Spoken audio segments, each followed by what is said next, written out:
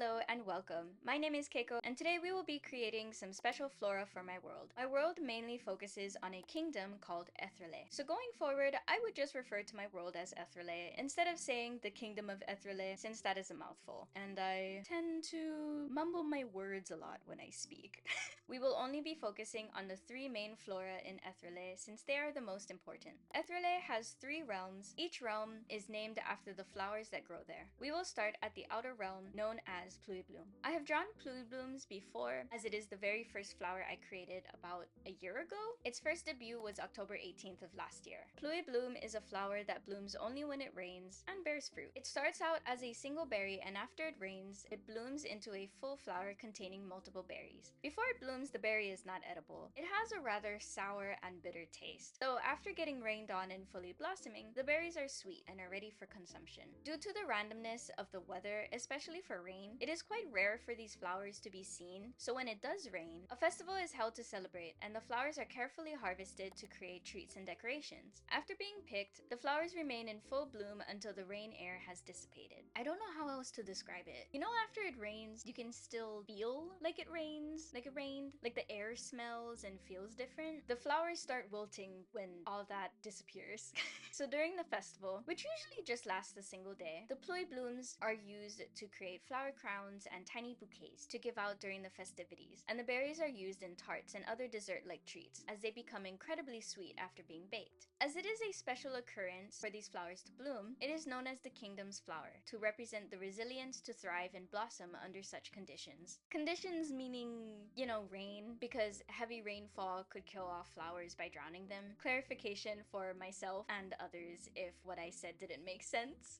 Because of this, Ethrelae's crest is 3 Pluiebloom berries and 3 leaves. The use of 3s represent the 3 realms. I know it is a simple crest, I quite like it, but possibly over time I will create a more detailed one. Here are my Pluieblooms. They are also cared for by cat fairies, so that's a cute little fact there for you. Next is the middle realm, known as Glowthistle. As the name suggests, the flora here is Glowthistle, flora that has been inspired by normal thistle in real life and has similar meaning and qualities. Glowthistles, well, glow. I enjoy ambient lighting, like fairy lights, so I wanted to create a flower that would glow in trees to create a similar effect. And since Glowthistle is the second largest realm, but hosting most of the kingdom's inhabitants, I thought it would be a great place to have Glowthistle, so it can light the way for the citizens at night and stuff. Glowthistle is used as a medicinal herb by apothecaries, more so for curing or alleviating curses. Although there is an abundance of Glowthistle, it comes in high demand due to the amount of curses in the kingdom, so harvesting is limited to only apothecaries, so they can properly make the necessary medicines and elixirs without over-harvesting the trees. The whole Glowthistle can be used. None of it goes to waste. The bulb of the flora can be used to create medicinal herbs, and the nuts inside these bulbs can also be grinded? Why do none of those make sense? Can also be ground to make oils and elixirs.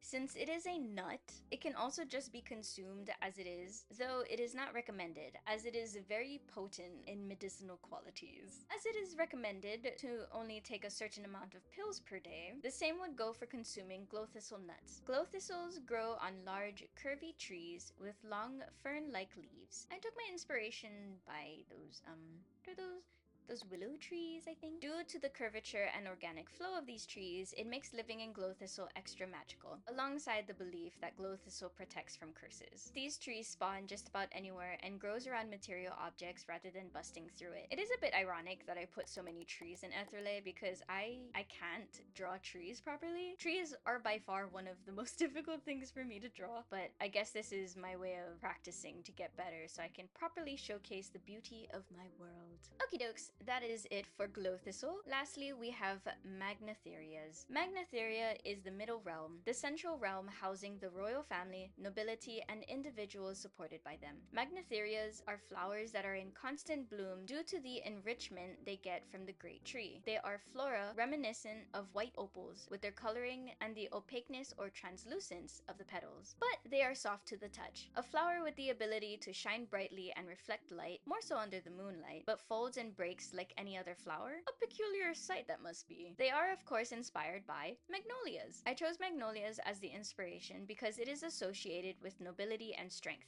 among other things. I thought it would be fitting for the middle realm. Magnotherias are soft to the touch, can be either opaque or translucent, and contain a tiny berry at the center of each one. Unlike Pluieblooms, the berries of Magnotherias are not edible. In fact, the pit in the center of them is poisonous if consumed. Luckily though, Magnotherias are only picked on special occasions to be used as bouquets or decor within the castle, so any such incidents of poisoning rarely happens. Magnotherias grow on the Great Tree, a tree that has stood on top of the hill for as long as anyone can remember.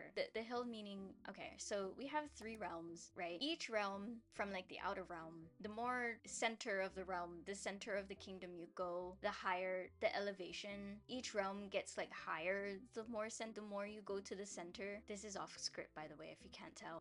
So like Pluiebloom, bottom, Glowthistle, center, slightly elevated, and then Magnotheria is central but also the highest point, right? So it's built on top of a hill. Yes, that is how it is. Rumor has it that the royal family are descendants of the Great Tree, and that is why their hair looks like the petals of Magnotherias. But that is only a rumor, unless it isn't. I guess we will know the answer when I reach that part of my world building. I do want the royal family to have like the same, like I want their hair to look reminiscent of Magnotheria petals. I think that would be really nice. I just want to draw characters with like that type of rainbowy effect on their hair. Why aren't Magnotherias the flower of the kingdom, you may ask, because of the tidbit that I just shared? Well, because their symbolism is longevity and beauty. I wish for Ethrelae to be a symbol of perseverance, a kingdom that thrives off of overcoming hardships, whether it is caused from within or beyond Grimwood. That is the forest surrounding Ethrelae. So that's why Pluieblooms, also Pluiebloom, out of all 3 flowers, it is my first flower that I created, so it holds a special part in my heart, and therefore it is the kingdom's flower. Thank you very much. I think that is all for the 3 main flora of my world. I hope you enjoyed listening to me try to create new flowers inspired by existing flowers and such. They were fun to design and think of meanings for. I can't wait to create more flora and fauna for my world to play with. Oh, and possibly specialty foods and stuff. I'll have to make a list for a video to do that.